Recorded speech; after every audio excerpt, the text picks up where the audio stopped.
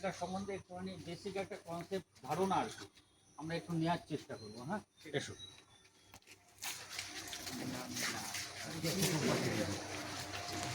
চলে এসো।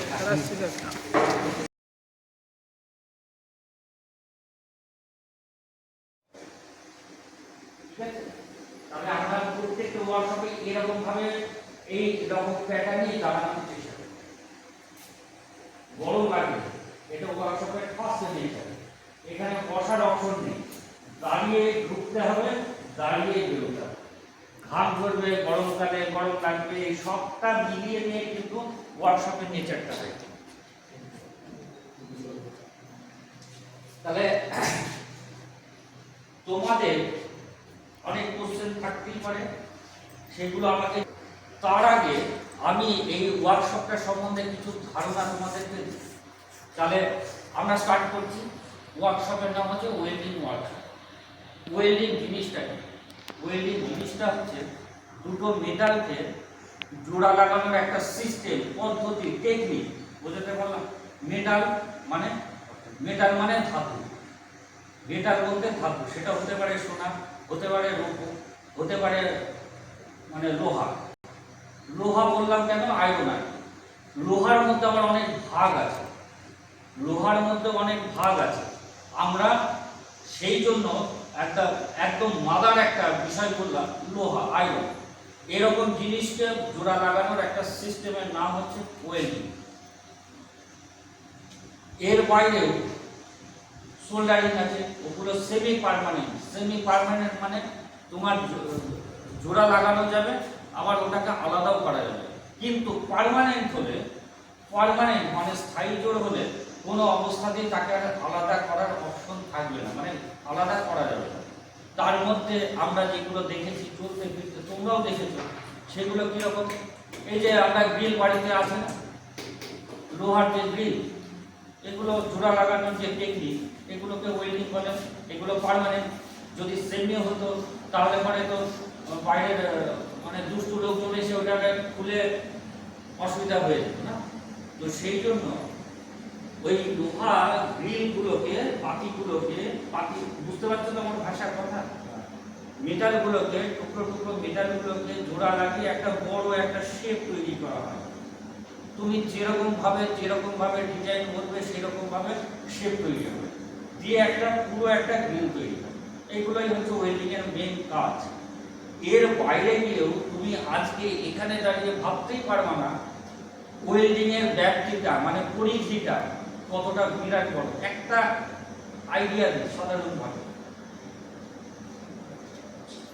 জাহাজ জলে চলে, দীর্ঘদিন চলার পরে হতেই পারে তার তলদেশ নিচের পাটে, জাহাজের যে নিচের পাটটা ক্র্যাক, ছিঁড় খেয়ে যেতে পারে। তাহলে সেটাকেও তো ওয়েল্ডিং করতে হয়। জাহাজ একটা বিরাট বড়, এখান থেকে আমাদের কলেজের গেট পর্যন্ত বা তারও বড়, সেটাকে তো হাতে করে তুলে এনে ডেঙ্গায় নিয়ে এসে জোড়া লাগানো সম্ভব না, ওই ক্র্যাক খাওয়া অংশটা সম্ভব না। তাহলে কিভাবে হয়? জলের নিচেই থাকতে হবে, জলের নিচেই জাহাজটা থাকবে। ওখানে ক্র্যাকটাকে, ছিঁড় খাওয়াটাকে জোড়া লাগাতে গেলে আন্ডার ওয়াটার ওয়েল্ডিং, জলের তলায় ওয়েল্ডিং করতে হবে। তাহলে এই যে কনসেপ্টটা, এই যে ধারণাটা, একটা বিরাট বড় একটা ধারণা। জলের তলায় আগুন জ্বালিয়ে সেটাকে জোড়া লাগানো, ভাবতে পারছো? তার জন্য যে মেকানিজম, যে জিনিসপত্র, যন্ত্রপাতি বা বিভিন্ন যে বিষয়গুলো দরকার হয়, সেগুলো অনেক উচ্চমানের। তাহলে আমরা ডেঙ্গাতে তো করতেই পারি, একটা গ্রিল বানাতেই পারি বা 2 মিটারকে জোড়া লাগাতে পারি, কিন্তু জলের মধ্যে দিয়ে 2 মিটারকে জোড়া লাগাতে গেলে ওই এনভায়রনমেন্ট, ওই যে পরিবেশে জোড়া লাগাতে গেলে তার জন্য টেকনোলজিটা অনেক উন্নত মানের হতে হবে, একটা ধারণা। এর বাইরেও আমরা যে ট্রেনে করে যাতায়াত করি, ট্রেনের কম্পার্টমেন্টগুলো সবটাই লোহার, ওয়েল্ডিং করা হয়। এই যে ধারণাটা দিলাম কেন? যে তুমি আজকে গ্রিল কারখানাতে, আমরা বাংলা কথায় যাকে বলি ঝালাই দেওয়া বা ঝাল দেওয়া, এটা কিন্তু এখানে থেমে থাকেনি, এর বাইরেও চলে গিয়েছে। তার ব্যাপ্তিটা হচ্ছে এরকম ভাবে, তার পরিধিটা হচ্ছে এইরকম ভাবে বিস্তার করেছে আজকের দিনে। তোমরা দেখবে অনেক বাড়িতে এখন রড আয়রনের আসবাবপত্র হয়, থার্ড সেন্টিমিটার বা এই যে বিষয় টিষয় দেখেছো শোরুমে বিক্রি হয়, এই সবটাই কিন্তু ওয়েল্ডিং সিস্টেম। একটা সরল অঙ্ক শিখতে গেলে প্রথমে যোগের কাজ শিখতে হবে, মানে যোগ শিখতে হবে। 2 যোগ 2 সমান সমান 4 হয়, এক্সাম্পল আর কি। বিয়োগ শিখতে হবে, গুণ শিখতে হবে, ভাগ শিখতে হবে। তাহলে আমি যোগ বিয়োগ গুণ ভাগ না শিখে আমি সরল অঙ্ক পারবো? পারবো না। তাহলে প্রথমে তোমাকে অ আর ক খ শিখতে হবে, সেই বেসিক কনসেপ্টটা নিতে আমরা ছেলে মেয়েদেরকে এখানে ডাকি। মানে পলিটেকনিক সিস্টেমে বা আইটিআই যে এডুকেশন সিস্টেম, সেখানে এই বেসিক জায়গাটা শেখানো হয়। তাহলে এইটা যদি আমি না শিখি, বেসিক কনসেপ্টটা যদি আমার ধারণাটা যদি না তৈরি হয়, আমি অত বড় কাজ করতে পারবো না। কিন্তু আমার টার্গেট থাকবে ওইখানে। তার জন্য তোমাকে এইখান থেকে প্রাইমারি লেভেল থেকে তোমরা যেমন এসছো আজকে এইখানে, তাহলে এইরকম জায়গা থেকে ওখানে যেতে হয়। কিন্তু টার্গেটটা, লক্ষ্যটা ওই লেভেলে থাকবে। লক্ষ্যটা কোনো সময় থাকবে না আমার বাড়ির পাশে যে গ্রিল বানানো হয় সেখানে আমি গ্রিল বানাবো, এই টার্গেট থাকবে না। আমার লক্ষ্যটা থাকবে ওই রকম জায়গায়। কেন? আমরা একটা এডুকেশনের মধ্যে দিয়ে কিন্তু এই সিলেবাসটাকে নিয়েছি। ওইখানে যে ছেলেটা কাজ করছে সে তো পড়াশোনা, তার বিদ্যা বুদ্ধি আর কি খুব কম। ও কিন্তু এর ব্যাকগ্রাউন্ডটা, মানে কি করে একটা মেটাল জোড়া লাগাচ্ছে, সেই মেটালটা লোহাটাকে দেখে বুঝতে হবে যে এটা কি ধরনের লোহা, এইসব জানে না। ওকে যেটুকু শিখিয়ে দিয়েছে মালিক বা ওর উপরে যিনি এক্সপার্ট আছে ওইটুকুই জানে, ও কিন্তু আর বাকি কিছু জানে না। আমাদের এডুকেশনটা, মানে তোমাদের এডুকেশনটা কিন্তু সেই লেভেলে না। তুমি একটা কোম্পানিতে ঢুকবে, স্কিল লেবার হয়ে ঢুকবে, তার উঁচু পদে, মানে এইরকম জায়গা থেকে ঢুকতে হবে। কিন্তু তার জন্য এডুকেশনটা প্রফেশনাল থেকে তারপরে পলিটেকনিক, তারপরে হায়ার স্টাডি, পরপর যেতে যেতে যেতে যেতে এগুলোকে আস্তে আস্তে রপ্ত করতে হবে। আমি নিজের সাবধানতা, আমরা কিভাবে সাবধানতা নেব না, আমরা যে শার্ট মানে পোশাকটা পরবো সেটা কটন টাইপ হতে হবে, সুতি। সুতিটা আমাদের জট করে আগুন ধরে যাই, তাহলে কটন টাইপ হতে হবে। সেই জন্য মাথাতে আমাদের একটা গ্লাভস থাকবে, মানে হ্যান্ড গ্লাভস যেটা হাতে ধরা হয়, বা হেলমেট, এরকম জিনিস থাকবে। হাতে গ্লাভস থাকবে, পায়ে শু থাকবে। এরকম পা খোলা থাকা অবস্থায় তোমাকে কিন্তু কোম্পানিতে অ্যালাউ করবে না। এইরকম একটা পোশাক পরে টপ টু বটম তোমার প্রোটেকশন নিয়ে তবে কিন্তু কাজের জায়গায় যেতে হবে। তাহলে ফার্স্ট হচ্ছে পার্সোনাল সেফটি, মানে নিজের সাবধানতা।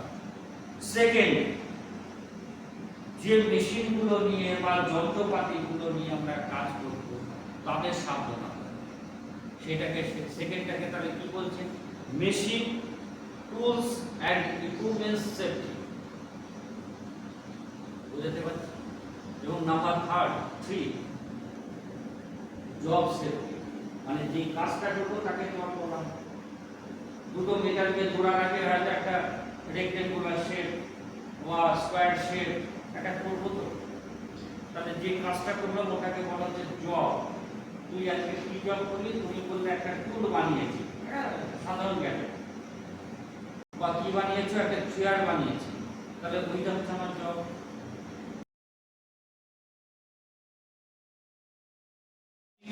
জব সেফটি, এই তিনটে জিনিসের উপর আমাদের সাবধানতা নিতে হবে। এই সাবধানতা না নিলে আমরা কাজের জায়গা সাকসেস হতে পারবই না। এটা হচ্ছে ফার্স্ট, প্রথম। তারপরে আমরা সাবধানতা সব জায়গাটায় দেখলাম ঠিকঠাক আছে, মেশিনটাকে অন করব, তারপরে আমরা যেরকমভাবে কাজ করার সেরকমভাবে কাজ করব, মানে আমাদের যে জবটা একটা সেই কাজটাকে। তাহলে তার জন্য একটা ওয়েল্ডিং মেশিন দরকার। ওয়েল্ডিং মেশিন নিজেদের মধ্যে কথা না, বাবু ঘাম বেরোবে, আমারও ঘাম, নিজেদের মধ্যে কথা। তাহলে একটা মেশিন লাগবে, কি মেশিন? Welding machine. এখন ওয়েল্ডিং মেশিন বলে কি কোনো মেশিন আছে ভারতে? না, তার স্পেসিফিক নামটা তোমাকে বলতে হবে। তুমি ধরো একটা মোবাইল কিনতে গেলে তুমি কি বলবা? অমুক ব্র্যান্ডের, 2 সিম, এত জিবি মেমোরি, এত র্যাম, ইত্যাদি ইত্যাদি। স্পেসিফিক না বললে যেমন মোবাইলটা পাবা না, তোমার ডিমান্ড লেভেল কেমন সেটা পাবা না। এখানেও তাই, ওয়েল্ডিং মেশিন বললে কিন্তু কোনো মেশিন নেই, সবাইকে একত্রে বলা হয় ওয়েল্ডিং মেশিন। তোমাকে স্পেসিফিক একটা নাম বলে বা তার ক্লাসিফিকেশন বলে সেই মেশিনটা, তাহলে সেই মেশিনটা গেলে একটা ভোল্টেজ দরকার, একটা ভোল্টেজ দরকার। কোথা থেকে পাবো? লোড সাপ্লাই থেকে পাবো। লোড সাপ্লাই থেকে তোমার বাড়িতে 220 লাইন এসে, মানে 220 ভোল্ট, তবে ফ্যান লাইট এসি চলছে। ঠিক এখানেও তাই, এই মেশিনটা চালাতে গেলে 440 মানে 440 লাইন দরকার, 440 ভোল্ট। এই 440 ভোল্টের লাইনটাকে মেশিনের মধ্যে ঢোকাতে হবে। মেশিন ওটাকে কি করবে? ভোল্টেজটা নেবে, কনভার্ট করবে, তাকে অ্যাম্পিয়ারের বাইরের দিকে। বোঝাতে পারছি? তাহলে মেশিনটা কি করলো? ওই লোড সাপ্লাই থেকে ভোল্টেজটাকে নেবে, আমার ওই মিটারটাকে জোড়া লাগাতে গেলে যেটুকু অ্যাম্পিয়ার দরকার সেই অ্যাম্পিয়ারটুকু তোমাকে সিলেকশন করে দিতে হবে, মানে বেঁধে নিতে হবে। তারপরে কিন্তু মিটারটা সঠিকভাবে জোড়া লাগানো যাবে। এই থিওরিটিক্যাল পার্টটা হচ্ছে একটা বিরাট বড় পার্ট, সমুদ্রের মতো চ্যাপ্টার। একদিনের 8 ঘন্টা বা 40 মিনিট বা 1 ঘন্টায় বোঝানো অসম্ভব, একদমই অসম্ভব। তবু ওই একটা কনসেপ্ট তোমাদেরকে দিচ্ছি, আগামী দিনে তোমরা যখন এইসব লাইনের মধ্যে ঢুকবে, এডুকেশনের মধ্যে ঢুকবে, আরও ডিটেলসটা জানতে। তাহলে আমরা লোড সাপ্লাই থেকে ভোল্টেজটা নেব, মেশিনটা কি করবে? ভোল্টেজটাকে নেবে, গ্রহণ করবে, বাইরে মেটালটাকে গলাতে গেলে যেটা দরকার সেটা হচ্ছে অ্যাম্পিয়ার। কতটুকু অ্যাম্পিয়ার তুমি নির্বাচন করবে যে এই মেটালটাকে জোড়া লাগাতে গেলে আমার এতটুকু অ্যাম্পিয়ার লাগবে। আজকের দিনে যেমন নির্বাচন করছি, এই ফ্যানটা ঘুরতে গেলে কতটুকু রেগুলেটর দেব? ফুল ফুল আজকের দিনের জন্য যা টেম্পারেচার আছে। কিন্তু যখন বর্ষাকাল বা শীতের আসছে, সবে শীত আসছে, তখন ওই 2-3 দিনে হবে। সেই দিনে দাঁড়িয়ে যেমন আমরা নির্বাচন করব, ঠিক তেমনভাবে ওই মেশিন থেকে কতটুকু অ্যাম্পিয়ার নেব, নিয়ে কাজ করব, তবে আমি সাকসেস হবে, আমার কাজটা সুন্দরভাবে হবে, সেটা মেটাল দেখে তোমাকে নির্বাচন করতে হবে। তাহলে এইটা মেটাল দেখে নির্বাচন করতে গেলে তুমি হঠাৎ করে এই বুদ্ধিটা, এই জিনিসটা তোমার মাথার মধ্যে চলে আসবে না, এই জন্য স্টাডি করতে হবে, বই পড়তে হবে। তাহলে ওই মেটালটা নির্বাচন করার জন্য যে মেটালটা আমার দরকার, সরি যে অ্যাম্পিয়ারটুকু দরকার সেটুকু নির্বাচন করবো। এবার মেটাল দুটোকে মাঝখান দিয়ে জোড়া লাগাতে গেলে একটা কিছু তো দরকার, তাহলে তাকে বলা হচ্ছে থার্ড মেটাল। অর্থাৎ দুটো পৃষ্ঠাকে, তোমাদের খাতার যে পৃষ্ঠা এরকম পাশাপাশি রাখতে জোড়া লাগবে। কি দরকার? কি দরকার? গাম আঠা বা সুই সুতো স্টিচ করে বা স্টেপেল করে, হয় না? হয়তো। তাহলে মাধ্যম হিসেবে কেউ তো কাজ করলো। ঠিক তেমনই দুটো মেটালকে জোড়া লাগাতে গেলে মাধ্যম হিসেবে কাউকে নিতে হবে। তাহলে সেইটাকে বলা হচ্ছে একটা বিষয়, সেটার নাম ইলেকট্রোড। দেখেছো অনেকে লম্বা স্টিক, তারাবাজির মতো দেখে।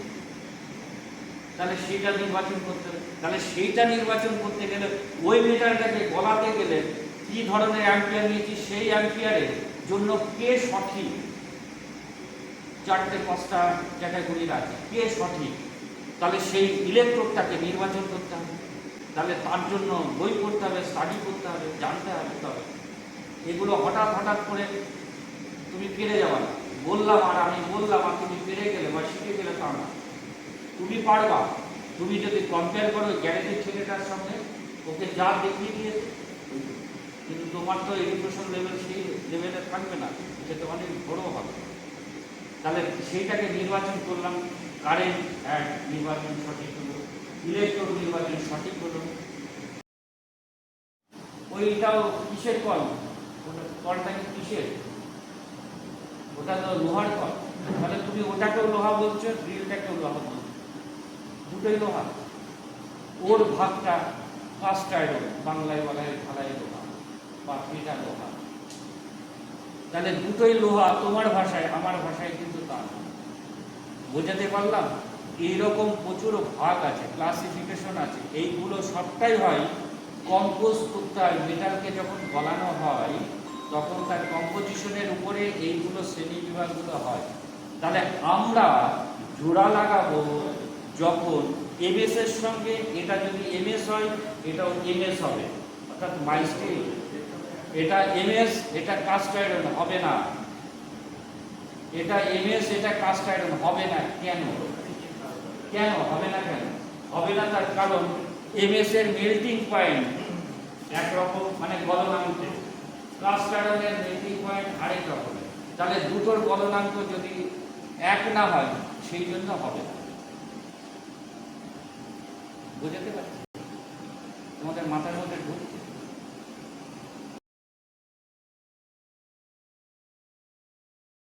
কোন gas?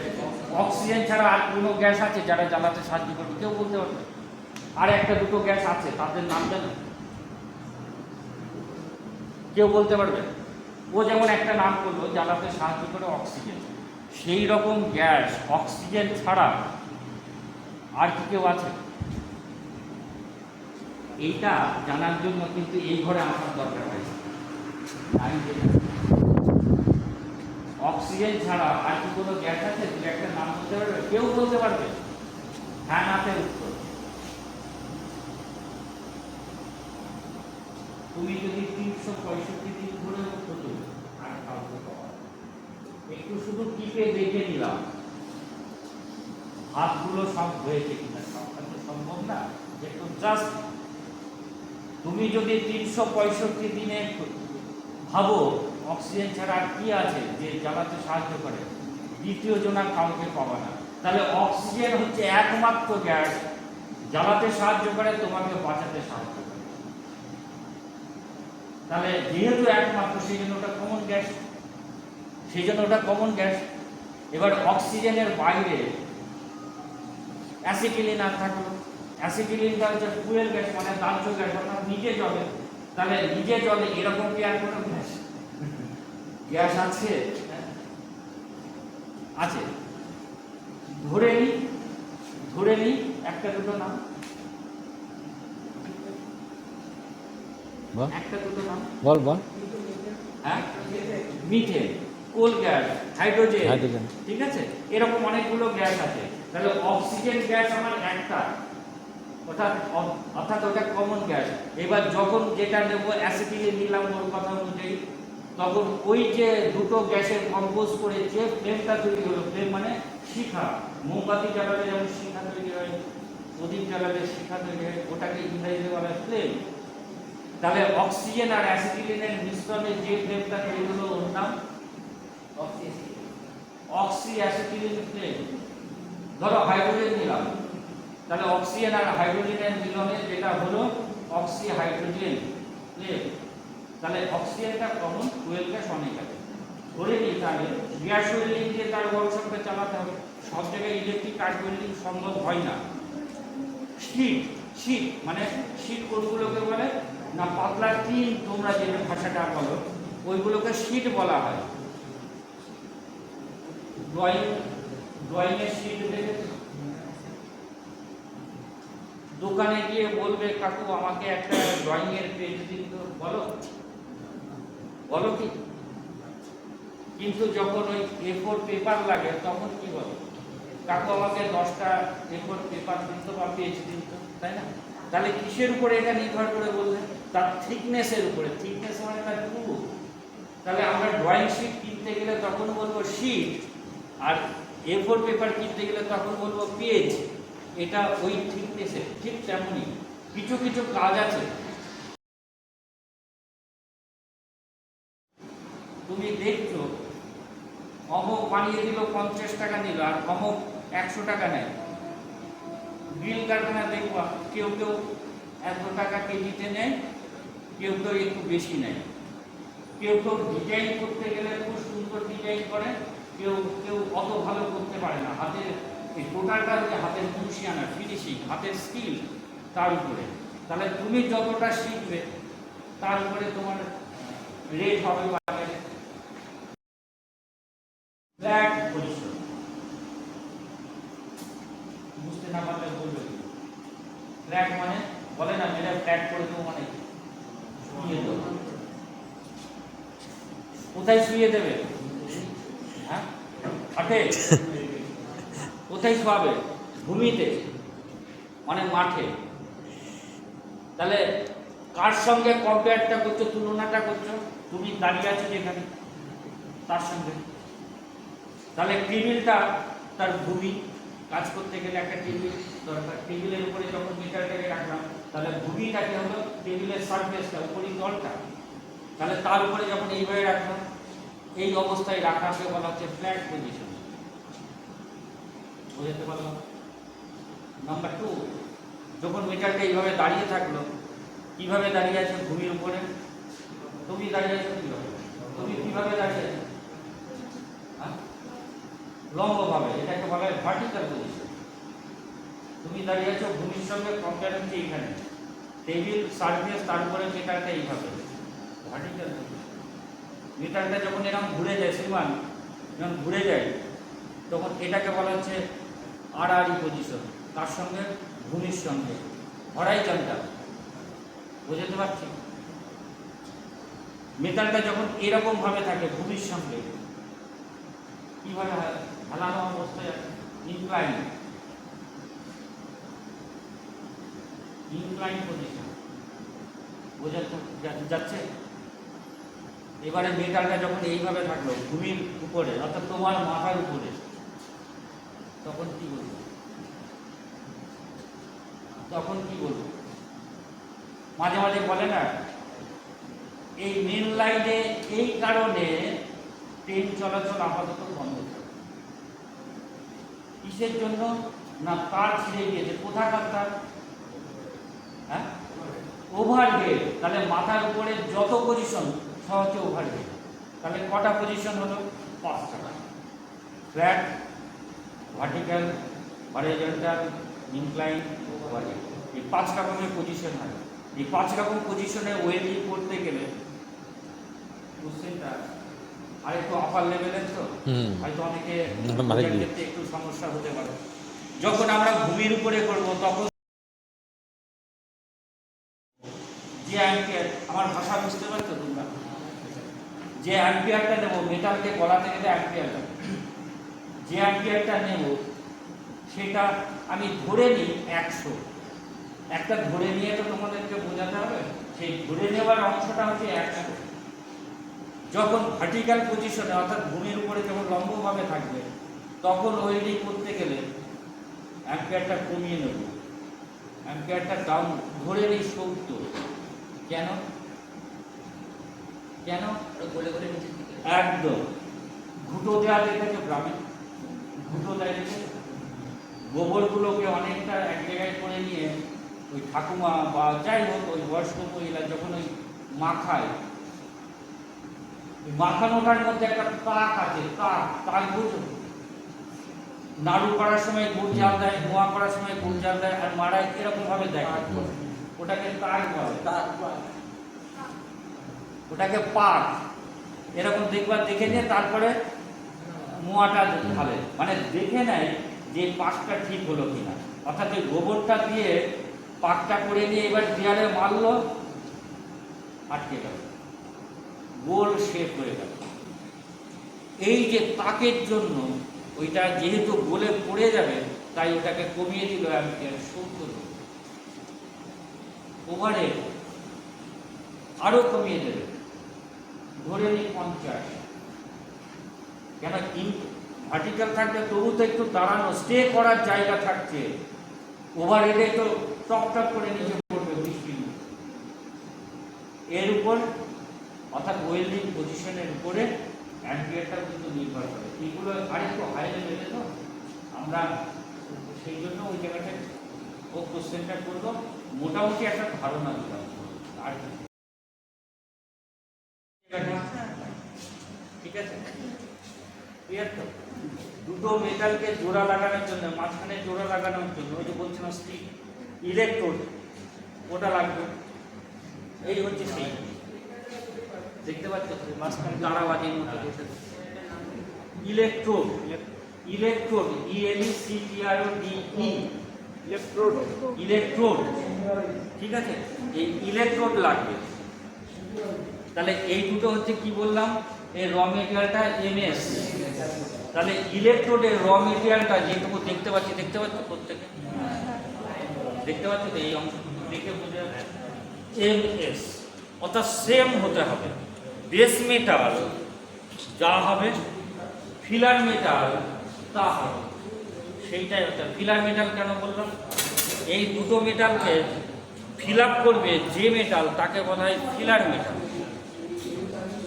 Feel in the gap, এই গ্যাপটাকে যে পূরণ করবে তাকে বলা হচ্ছে ফিলার মেটাল। ফিল করবে যে ফিলার মেটাল। আবার থার্ড মেটালও বলে, থার্ড মেটাল মানে তৃতীয় ধাতু পাবে। থার্ড মেটাল কেন? নাম্বার 1, নাম্বার 2, নাম্বার 3, তাই থার্ড মেটাল। বুঝাতে পারলাম? এই যে ফিলার মেটালটা বা ইলেকট্রোড, এর উপরে একটা আবরণ আছে, ঠিক আছে, ধূপকাঠির মতো বা তারাবাজির মতো যাই, এটার নাম হচ্ছে ফ্লাক্স, FLUX, ফ্লাক্স। তাহলে ইলেকট্রোডের উপরে একটা আবরণ দেওয়া আছে, আবরণটার নাম কি? কিসের আবরণ? ফ্লাক্সের আবরণ। ফ্লাক্স কোটিং, COATING মানে পোলের আবরণ, ঠিক আছে। তাহলে ফ্লাক্সের আবরণ, ফ্লাক্সের কাজ আছে। এবার একটা দুটো কাজ বলি। ধরো এখানে আবরণ আছে, দেখতে পাচ্ছ তো? এই আবরণটা আমি এভাবে ছাড়িয়ে অনাবৃত হয়ে গেল, মানে আবরণ বেরিয়ে গেল। এইবার যদি আমি জ্বালাতে যাই, জ্বলবে না, কন্টিনিউ জ্বলবে না। বাড়িতে ধূপকাঠি দেখেছো? অনেক সময় ড্যাম্প হয়ে যায়, মানে বর্ষাকালের জন্য হয়তো দেখা গেল এইটুকু ধূপকাঠি গা থেকে ফুলটা মানে আবরণটা সরে গিয়েছে, জ্বলবে? জ্বলবে, এইটুকু জ্বলবে, এখানে এসে অফ হয়ে যাবে। আবার মা কি করে, ওই কাঠিটা ভেঙে দেয়, দিয়ে আবার যাবে। তার মানে আবরণটার একটা কাজ আছে। কি কাজ? কন্টিনিউ জ্বালাতে সাহায্য করে, এর আবরণের কাজ। যদি এই আবরণটা না থাকে, এই হারিয়ে দিলাম, তাহলে কিন্তু কন্টিনিউ।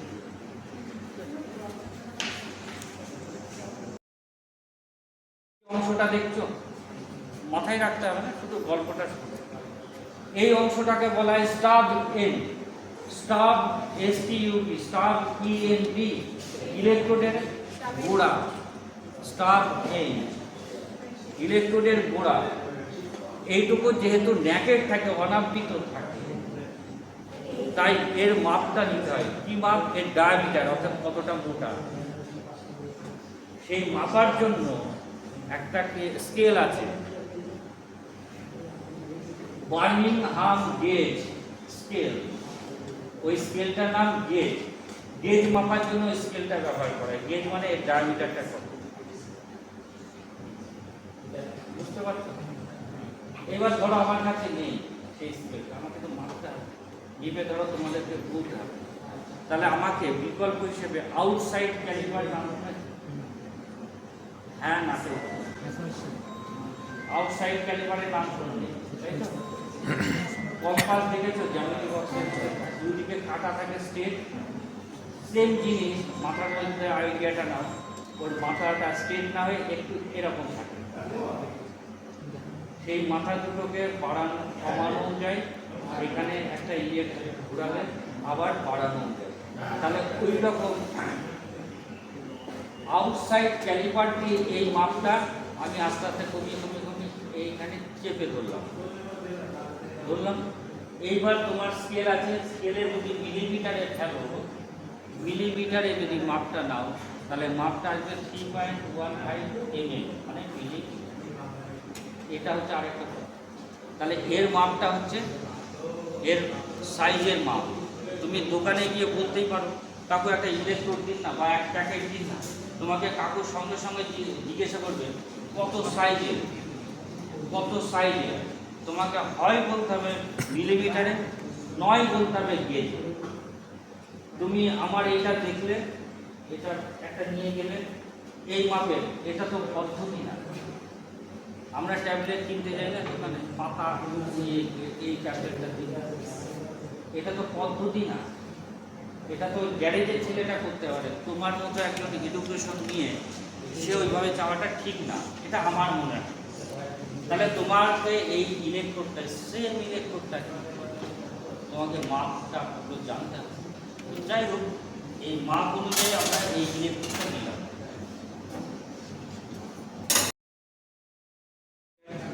অ্যাম্পিয়ার এখানে নির্বাচন করে নিলাম ওই রেগুলেটর সিস্টেমে। নির্বাচন করে নিয়ে এই যে টেবিলটা এরপরে কিভাবে রাখলাম, হ্যাঁ কিভাবে রাখলাম, সিজা একটু মাথা নিচে কর, ফ্ল্যাট নিচে একটু সামনে। ফ্ল্যাট হবে না, ফ্ল্যাট পজিশন রেখে এই মেশিন থেকে দুটো তার বেরোবে। তোমার যেমন দুটো লেগ আছে, ফ্যান আছে, পা আছে, এর থেকে দুটো আসবে। একটা ওই যে টেবিলের সঙ্গে সেট করা থেকে তো এই যে ক্ল্যাপ করে এই যে আরেকটা, হ্যাঁ আরেকটা হচ্ছে এই যে হাতে, এই হাতে টেবিল, এটাকে বলা হয় ইলেকট্রোড হোল্ডার। এই ইলেকট্রোড হোল্ডারের মধ্যে এই ইলেকট্রোডটাকে লাগিয়ে দেবো। এবার মেশিনটা অন করব, মেশিনটা অন করব। অন করলে এবার এর মধ্যে দিয়ে, তারের মধ্যে দিয়ে একটু এই মাথাটা এই টেবিলের যদি যেখানে ঠেকাবো সেখানেও আলো জ্বললো, ভয় পাওয়ার কিছু নেই, শুধু চার্জ করে দেখা। এই যে ফ্ল্যাশ হচ্ছে দেখেছো, এই আলোটা বেরোবে, এই আলোটা চোখের পক্ষে মারাত্মক ক্ষতি। কেন? এই আলোর মধ্যে আলোটা যেটা চোখের রেটিনার উপরে ভীষণভাবে এফেক্ট করে, যার জন্য কোনো অবস্থাতেই এই হ্যান্ড স্ক্রিন ছাড়া আমরা কাজটা করবো না। প্রত্যেকের হাতে আছে তো, এবারে মুখে দাও, তোমরা শুধু অবজার্ভ করবে, একদিনে তো শিখতে পারবে না, মুখ থেকে সরাবে না। এই যে চলছে না, এই যে একটা জায়গায় আমি জ্বালাচ্ছি, দেখেছো মুখ থেকে দেখতে পাচ্ছি তো, এ দেখো এবার সব এই যে এইখানে যাবে, এইটাই যদি এর উপর দিয়ে আমি জ্বালাই,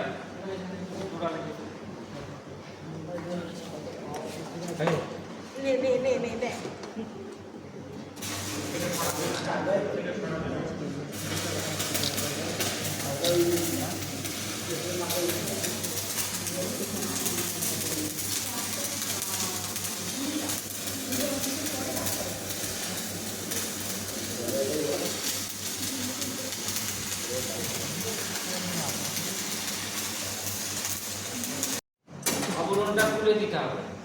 এই দেখো, হ্যাঁ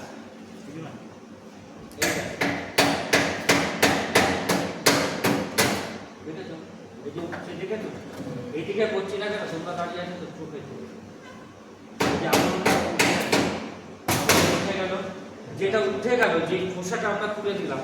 আমরা কলা খাওয়ার সময় খোসা খাই না, খোসাটা ছাড়িয়ে নিয়ে ভিতরের শ্বাস খাই, কেউ কেউ হয়তো খেতেও পারে। তো এই যে আবরণটা থাকলো, এই তুলে দিলাম, এটাকে বলা হয় স্ল্যাগ। SLAG কোথা থেকে আসলো? ইলেকট্রোডের উপরের আবরণটা। তাহলে ফ্লাক্স ছিল উপরে, ফ্লাক্সটা পড়ে গিয়ে এর তুলনায় ফ্লাক্সটা হালকা, তাই উপরে আবরণ তৈরি হলো। এর ভারী, তাই নিচে ওকে জোড়া লাগিয়ে। হ্যাঁ, তাহলে এই স্ল্যাগটা তুলে দিলাম, দেওয়ার পরে যেটা বেরোলো এটা হচ্ছে ওয়েল পিট। ওয়েল পিটটা মাধ্যমে দুটো মেটালকে জোড়া লাগানো।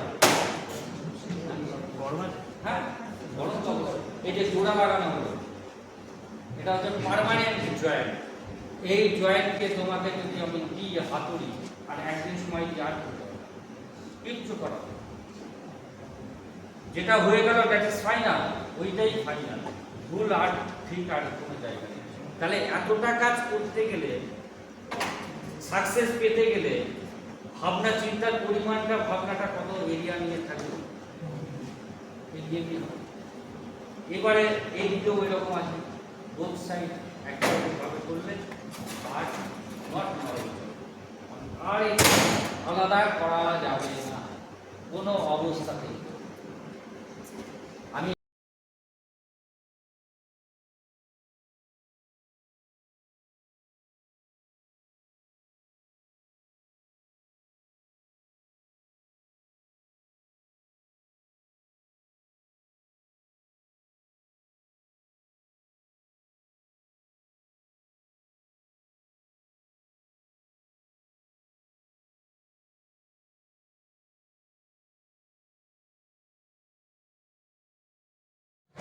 সেটিং মেশিন আছে, এটা হচ্ছে সেটিং মেশিন, ঠিক আছে। এইটা হচ্ছে মিলিং মেশিন। আর ওইদিকে আছে সেন্টার লেফট, ওখানে আছে কোলগানের সেন্ট্রাল লেয়ার আছে, এটাও মিলিয়ে এটা হচ্ছে সেটিং মেশিন। এই সেটিং মেশিনে এবার কোনো জব করতে গেলে কোনো কোম্পানি থাকবে তখন জব করতে গেলে জব করতে গেলে খুব কাটে কেটে এটা একটা ঘি লাগবে, এই ঘিটা কাটতে হলে আমাকে এই মেশিনের সাহায্যে কাটতে হবে।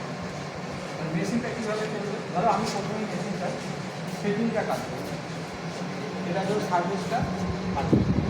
তাহলে আমি প্রথমে এটা হচ্ছে এখানে পাওয়ার আছে, এই পাওয়ারটাকে চালাবো, কেউ হাত দেবে না, ঠিক আছে? ঠিক আছে, এই মেশিনটা এইদিকে আসবে আবার ওদিকে যাবে। আমি জবটাকে যখন এই সার্ভিসটা কাটতে হবে, তাহলে আমাকে এই সার্ভিসটা কাটতে হলে আমাকে একবার এইদিকে আসবে একবার ওদিকে যাবে। তাহলে আমাকে সেটা এখানে একটা র্যাচেট আছে, এই র্যাচেটটাকে আমাকে ঘোরালে আমাকে তাহলে আমি কোন দিকে আসছে দেখে নেব, কোন দিকে আসছে, এই দিকে যাচ্ছে, ওটা আপনার এদিকে আসছে। এটা হচ্ছে ফিট, এটা আমি যখন এটাকে ফিট দেবো, এটা একটা স্ক্রুজ, এটা হচ্ছে কাটিং স্ক্রুজ। এই যখন ফিট দেবো তখন এটা কাটতে কাটতে যাবে। কোন দিকে যাচ্ছে দেখো, যাচ্ছে হচ্ছে ওই দিকে যাচ্ছে।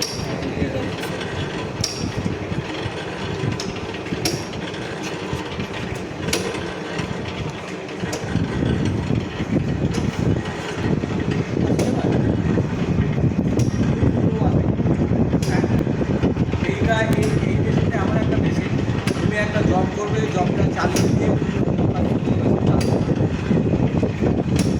এটা নাম হচ্ছে সেটিং।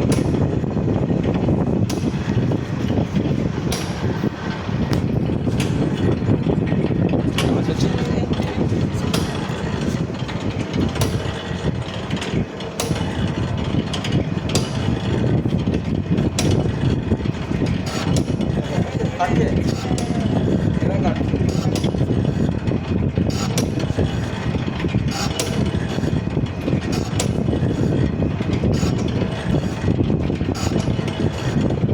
এটা এই মেশিনটার এইটার নাম হচ্ছে ওয়াম। এটা ধরো একবার এদিকে আসছে একবার এদিকে আসছে।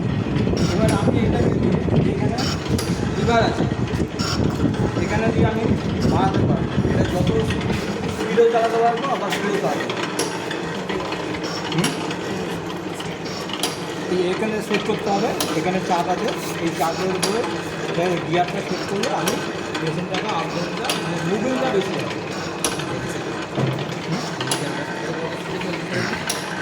এটা স্পিডে করবে, এর থেকে স্লো দিতে পারবে।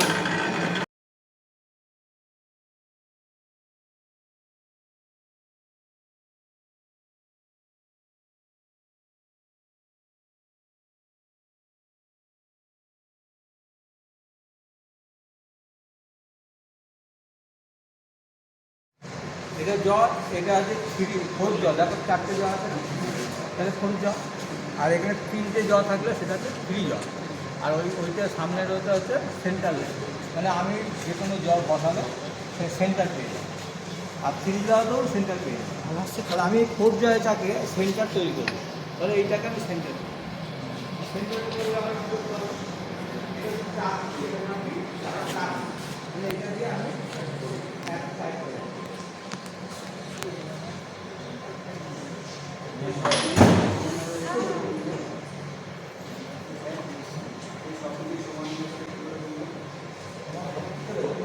চালালে বুঝতে পারবে।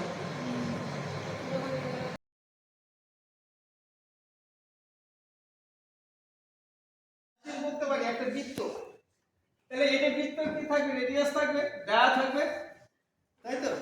এটা আর আর এখান থেকে একটু ডি, রেডিয়াস এন্ড ডায়ামিটার, ঠিক আছে? তাহলে এখান থেকে যদি আমরা বৃত্তের ক্ষেত্রফলের ফর্মুলা জানি, এরিয়া অফ দা সার্কেল কি ফর্মুলা জানো তো? এরিয়া হচ্ছে বৃত্তের ক্ষেত্রফলের ফর্মুলা কি, পাই আর স্কয়ার। আরটাকে বলা হয় কি, রেডিয়াস অফ দা সার্কেল, তাই না? যদি আমরা তাহলে cross section area A = pi r square, এইবার পাই ইনটু r স্কয়ার ডায়ামিটারটা যদি লিখি d/2 হবে এইটা। তার মানে এটাকে আমরা সংক্ষেপে লিখতে পারি d/4 into d square, π/4 into d square. তাহলে আমি এখানে বসিয়ে যদি দেই, এইখানে বসিয়ে দিয়ে যদি এটা দিই, তাহলে আমি ডায়ামিটার থেকে দেখো রেজিস্ট্যান্স পেয়ে যাবো, যাবো না? তাই না? তাহলে এই ক্যালকুলেশনটা আমাকে জানতে হবে। তাহলে আমরা একটা তারের রেজিস্ট্যান্স বের করতে হবে। যারা ইলেকট্রিকের কাজ করে, যারা মিস্ত্রি আর কি, তারা তো আর এত কিছু জানে না, জানে?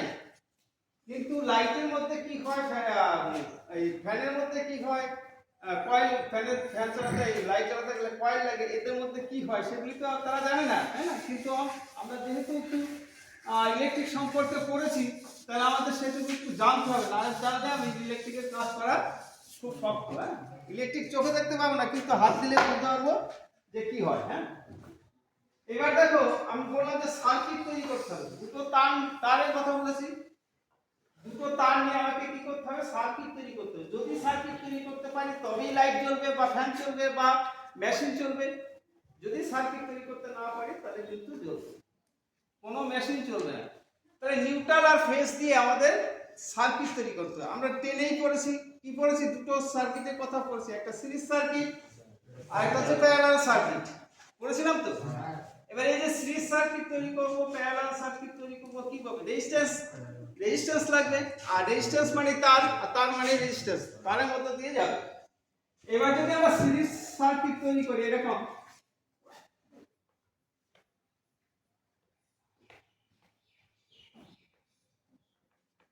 এটা হচ্ছে দুটো রেজিস্ট্যান্স, এরকম একটা ক্লোজ সার্কিট যদি তৈরি করি তবেই কিন্তু এখানে হবে। এটা যদি R1 হয়, এটা হচ্ছে R2, এটা আমরা জানি R1 এবং R2। এই রেজিস্ট্যান্স গুলিকে আমরা এইভাবে যদি সাজাতে পারি তবেই কিন্তু সিরিজ সার্কিট হবে, নালে কিন্তু সিরিজ সার্কিট, এখানে আমি কেটে দিলাম, সার্কিট হবে না, হবে?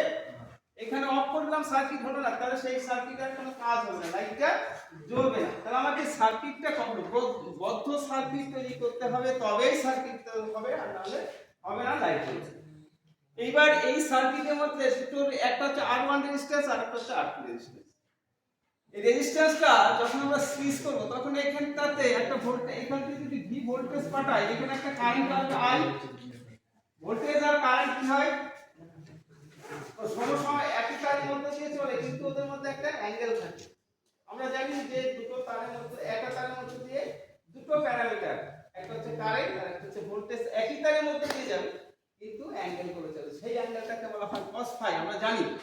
এইবার এইখান থেকে V ভোল্টেজ পাঠালাম, এখানে I রেজিস্ট্যান্স আছে, তাই না? তাহলে এখানটা ভোল্টেজটা V1 টা কত হবে, এখানে একটা ড্রপ হবে, তো এখানে একটা ড্রপ হবে, সেটা কি হবে, V1, এখান থেকে একটু V2, তাই তো? এবার আমরা ওহমস ল থেকে জানি, ওহমস লতে কি হয়, V কি হয়,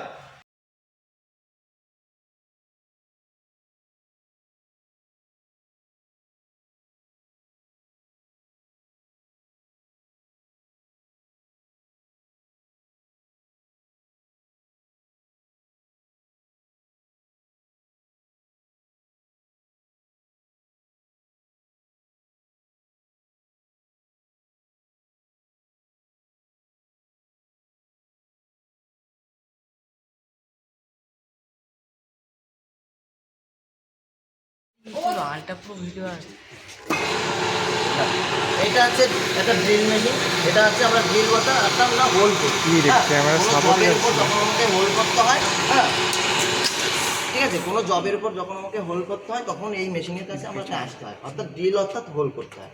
এবং এটা কোনটাকে কি বলে দেখো, এটা একটা টেবিল, হ্যাঁ অর্থাৎ বেস, এটা একটা টেবিল, এই টেবিলের উপর ভাইজ রয়েছে, অর্থাৎ জবটাকে আমরা এখানে বেঁধে রাখি, ঠিক আছে।